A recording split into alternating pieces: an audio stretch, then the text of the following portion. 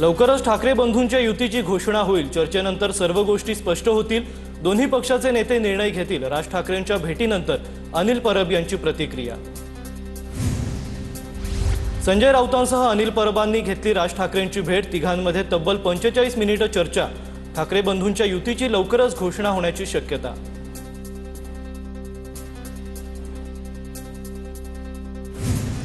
मनसेसोबतच्या युतीबाबत आठवड्याभरात अधिकृत घोषणा होणार। ठाकरे सेना आणि मनसेच्या युतीवर संजय राऊतांची मोठी प्रतिक्रिया। ठाकरे बंधू एकत्र आले तरी काही परिणाम होणार नाही। भाजप महायुतीचा महापौर पुढच्या 16 तारखेला घोषित झालेला असेल। भाजपचे माध्यम प्रमुख नवनाथ बन यांची प्रतिक्रिया। ठाकरे सेना आणि मनसेची युती तर होणारच, त्याला जास्त दिवस मोजावे लागणार नाहीत। येत्या 2-4 दिवसात युतीची घोषणा होईल। ठाकरे सेनेचे नेते अंबादास दानवेंची प्रतिक्रिया।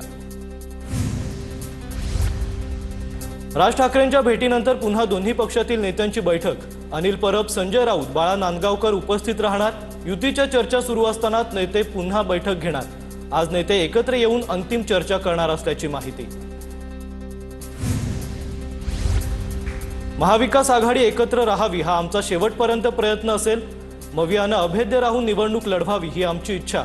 वर्षा गायकवाड यांच्या वक्तव्यावर परब यांचं स्पष्टीकरण। काँग्रेस मुंबई पालिकेची निवडणूक स्वतंत्र लढणार, खासदार वर्षा गायकवाडांनी केलं होतं विधान। काँग्रेसचं मुंबईत आता फारसं बळ राहिलेलं नाही, त्यामुळे काँग्रेसनं निवडणूक लढवली तरी जास्त फरक पडणार नाही। मुंबई महापालिका स्वतंत्र लढणार, या वर्षा गायकवाड यांच्या भूमिकेवर खासदार अशोक चव्हाण यांची टीका। अमरावती पालिकेत दादांची राष्ट्रवादी महायुतीत राहणार नाही, आमच्यामुळे राष्ट्रवादीला फायदा, मात्र राष्ट्रवादीचा आम्हाला काही फायदा नाही। रवी राणांची प्रतिक्रिया। अमरावतीत भाजप, शिवसेना आणि युवा स्वाभिमानीचीच युती, रवी राणांकडून स्पष्ट। 29 महापालिकांमध्ये भाजप आणि महायुतीचे महापौर असतील, मंत्री चंद्रशेखर बावनकुळे यांचा विश्वास। राज्यातील सर्व जिल्ह्यात जाऊन आम्ही माहिती घेतोय, बावनकुळेंची प्रतिक्रिया। दोन्ही पक्षांच्या मागण्या मॅच झाल्या पाहिजे हा आमचा प्रयत्न। पहिल्या फेरीची बोलणी करायला मी स्वतः भाजप कार्यालयात जाणार। महायुतीच्या जागा वाटपाच्या बैठकीवर संजय शिरसाटांची प्रतिक्रिया। भाजप शिंदे सेनेच्या पाठीत खंजीर खुपसण्याचं काम करतंय। महापौर भाजपचा होईल की महायुतीचा हे भाजपनं स्पष्ट करावं। भाजप आणि शिंदेच्या सेनेच्या पदाधिकारी फोडाफोडीवरून अंबादास दानवेंची टीका। रेहमान डकेत कोण आणि मुंबई कुणाला लुटायची आहे हे सर्वांना माहिती। एकनाथ शिंदेच्या टीकेला संजय राऊतांचं उत्तर। रेहमान डकेत कोण, एकनाथ शिंदेंनी केली होती टीका। संजय राऊतांना निगेटिव्ह बोलण्याशिवाय जेवण जात नाही। राऊत बरे व्हा आणि ठाकरे सेनेची वाट लावा, संजय शिरसाटांचा राऊतांना खोचक टोला। महायुतीच्या बैठकीतल्या चर्चेचा प्लॅन TV9 कडे। मुंबईत भाजप 130 ते 150 तर शिंदे सेना 125 जागा लढण्यावर आग्रही। त्यासोबत मुंबईत भाजपचा तर ठाण्यात शिंदे सेनेचा महापौर होणार, तर मुंबईत एकत्र आणि ठाणे KDMCत स्वतंत्र लढण्याचाही प्लॅन, सूत्रांची माहिती। छत्रपती संभाजीनगरात शिवसेना जास्त जागा लढवणार। गेल्या निवडणुकीत शिवसेना पहिल्या क्रमांकावर होती। छत्रपती संभाजीनगरच्या जागांबाबत बोलताना संजय शिरसाटांची प्रतिक्रिया। नवाब मलिकांचा मुद्दा राष्ट्रवादी काँग्रेसची डोकेदुखी ठरणार। महायुतीच्या बैठकीला राष्ट्रवादी पक्षाला निमंत्रण नाही। राष्ट्रवादी नवाब मलिकांशिवाय चर्चेला तयार नाही, सूत्रांची माहिती। भाजप मलिकांशिवाय चर्चेवर ठाम असल्याचीही सूत्रांची माहिती। सत्ताधाऱ्यांनी घोषणा केल्या, उद्घाटन केली। सत्ताधाऱ्यांच्या कार्यक्रमानंतर तारखा जाहीर झाल्या। रोहित पवारांचा हल्लाबोल। घटनाक्रम पाहता कोण कुणासाठी काम करतंय हे स्पष्ट होतं, रोहित पवारांची प्रतिक्रिया। भाजप आणि RPI आठवले गट यांच्यात बैठकीची इनसाइड स्टोरी। बैठकीत RPI कडून 8 ते 10 जागांची मागणी, सूत्रांची माहिती। तर कलिना, चेंबूर, गोरेगाव, धारावी या भागातील जागांवर RPIनं दावा केल्याचीही माहिती। महापालिका निवडणुका जाहीर होताच राजकीय हालचालींना वेग। दोन्ही राष्ट्रवादींनी पिंपरीत एकत्र लढावं, सुळेंचा नाना काटेंना फोन। कार्यकर्त्यांनी आपापसात निर्णय घ्यावा, सुप्रिया सुळेंच्या सूचना।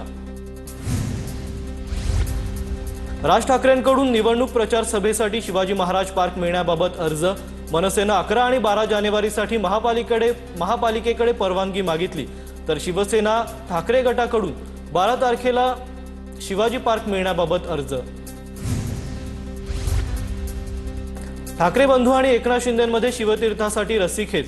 शिंदेंच्या शिवसेनेकडूनही शिवतीर्थावर सभेच्या परवानगीसाठी अर्ज। शिंदेंच्या शिवसेनेकडूनही 11, 12 आणि 13 तारखेला परवानगीसाठी अर्ज।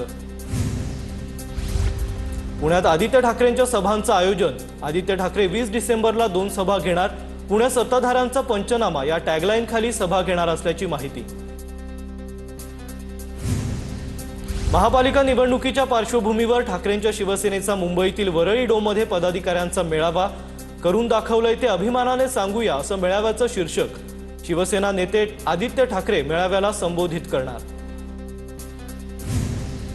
छत्रपती संभाजीनगरात पालिकेसाठी महायुतीची बैठक। भाजप आणि शिंदे सेनेच्या नेत्यांमध्ये बैठक। बैठकीला शिवसेनेकडून जिल्हाप्रमुख राजेंद्र जंजाळ, आमदार प्रदीप जयस्वाल तर भाजपकडून जिल्हाध्यक्ष शितोळे आणि इतर पदाधिकारी उपस्थित।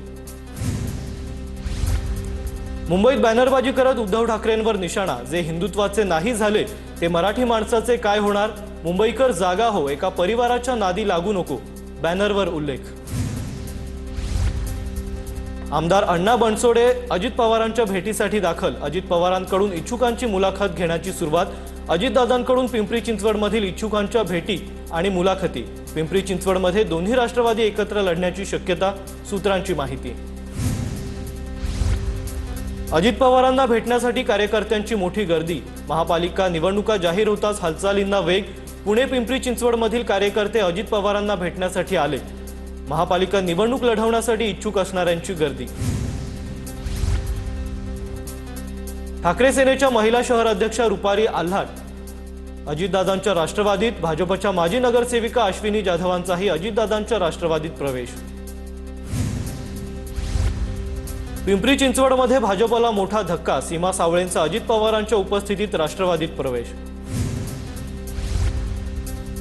सोलापूर मनपा निवडणुकीसाठी माकपकडून नवीन फॉर्म्युला। महापौर पदासाठी 5 वर्षात 5 महापौर देण्याची माकपची मागणी। 5 वर्षात एकदा तरी माकपला महापौर पद मिळेल अशी अपेक्षा। नरसय्या आडम यांची प्रतिक्रिया। सांगली मनपातील 12 माजी नगरसेवक दादांच्या राष्ट्रवादीच्या वाटेवर। माजी नगरसेवकांनी अजित पवारांची पुण्यात भेट घेतली। भाजप आणि पवारांची राष्ट्रवादी जनसुरक्षा शक्ती पक्षाला धक्का बसण्याची शक्यता। नागपूर महानगरपालिकेसाठी भाजपकडून कुणाला संधी मिळणार याकडे सर्वांचं लक्ष। नागपूर पालिका स्वबळावर लढण्याचा भाजप कार्यकर्त्यांचा आग्रह। सरासरी एका जागेसाठी 15हून अधिक दावेदार असल्याचं चित्र। सोलापूर महानगरपालिकेसाठी भाजपकडून इच्छुक उमेदवारांच्या 3 दिवस मुलाखती होणार। भाजपकडे 1200हून अधिक इच्छुक उमेदवारांनी अर्ज दाखल केला। उमेदवारांनी मुलाखतीसाठी एकटं उपस्थित राहण्याच्या सूचना। कल्याण डोंबिवलीमध्ये काँग्रेसला मोठा धक्का। जिल्हा प्रचार प्रमुख सचिन पोटेंची पक्षाला सोडचिठ्ठी। सचिन पोटे शिवसेनेत जाणार असल्याची चर्चा। 2 दिवसात उपमुख्यमंत्री एकनाथ शिंदेंच्या उपस्थितीत पक्षप्रवेश होणार। नाशिकच्या मालेगाव महापालिकेत चौरंगी लढतीची शक्यता। पक्षांतरामुळे समीकरणं बदलली। बनावट जन्मदाखला घोटाळा, एसआयटी आणि विकासाच्या मुद्द्यावर निवडणूक गाजणार। विधानसभेची मतदार यादी पालिका निवडणुकांसाठी ग्राह्य धरली जाणार। 1 जुलै 2025च्या याद्यांमध्ये कोणताही बदल केला जाणार नाही। मतदार याद्या प्रभागनिहाय विभाजित केल्या, निवडणूक आयुक्तांची माहिती।